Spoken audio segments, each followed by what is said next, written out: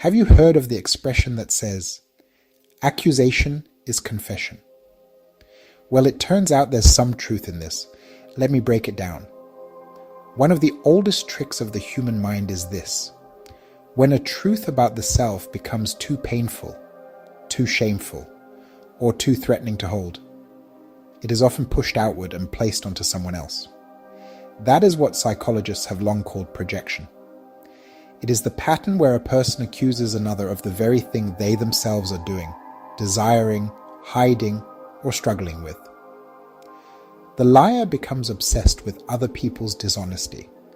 The corrupt become theatrical about corruption of others. The manipulator keeps announcing that everyone else is manipulative.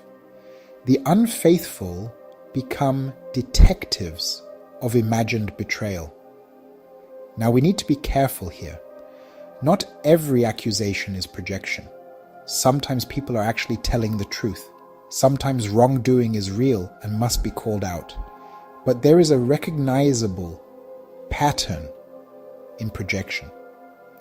The accusation is often emotionally charged, repetitive, light on receipts, and strangely blind to the accuser's own conduct. It is less like moral clarity and more like psychological deflection. From a neuroscientific perspective, this understood as a self-protective process. When evidence, criticism, or inner contradiction threatens a person's self-image, the mind can move into defensive mode. Research on cognitive dissonance shows that when our actions and the story we tell ourselves clash, the brain registers conflict, and we become motivated to reduce the discomfort, often by rationalizing, reinterpreting, or redirecting blame. Understandably, many people imagine projection as always a cold, calculated strategy. Sometimes it is. But that's not always the case. Hear me out, because this has a huge bearing on how you engage with projection.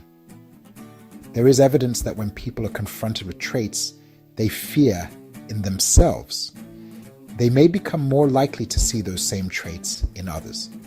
In one well-known study, allowing participants to project their feared trait onto another person appeared to help them deny that trait in themselves.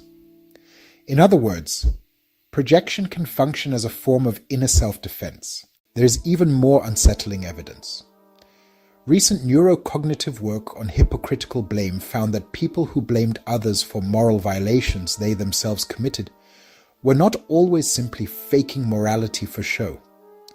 Some showed markers of inner conflict, guilt, and neural responses tied to moral standards. That means the projecting person may, in some sense, still believe the standard. They just cannot bear the full cost of applying it to themselves. So what is going on here? The self is under threat. And when the self is under threat, the mind often reaches not for truth but for protection. That protection can look like denial or rationalization or even moral grandstanding. And very often it looks like accusation. This is where the confidence trap enters the room. Because projection does not only protect the accuser internally, it can also reward them socially. The loud accuser often appears more morally upright than the quiet observer. The certain voice sounds more credible than the careful one. The performance of outrage is mistaken for proof of innocence. The accusation itself becomes camouflage, and that is the trap. In public life, in politics, in religion, in families, and in organizations, people often confuse confidence with competence, certainty with sincerity, and theater with truth. Meanwhile, the person with the boldest accusation may be the very person from whom we should be demanding the most receipts. So how do we engage this pattern when we see it?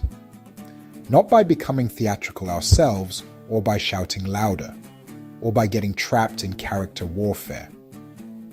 Research on defensiveness suggests that direct ego threat often hardens resistance, while approaches that reduce threat can increase openness to difficult information.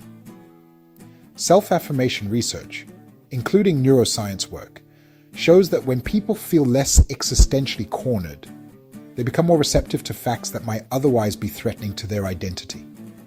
So how do we effectively engage projection in practice? In my book, The Confidence Trap, I share empirically evidenced practice on how to redesign rooms so truth will matter over theater. The great danger of projection is not only that it distorts relationships, it distorts reality. It makes the guilty sound righteous and the innocent waste energy defending smoke. It also makes truth harder to find because attention is hijacked by performance. And in the end, it builds rooms where the person most detached from self-scrutiny becomes the most morally persuasive. That is why mature societies, healthy organizations, and wise citizens must learn a discipline that is now almost revolutionary. Do not be overawed by accusation. Ask for receipts, because sometimes the accusation is a confession wearing a microphone. My name is Vezi. I am the author of The Confidence Trap. In this book, I explore how we can create a society where truth matters over theater.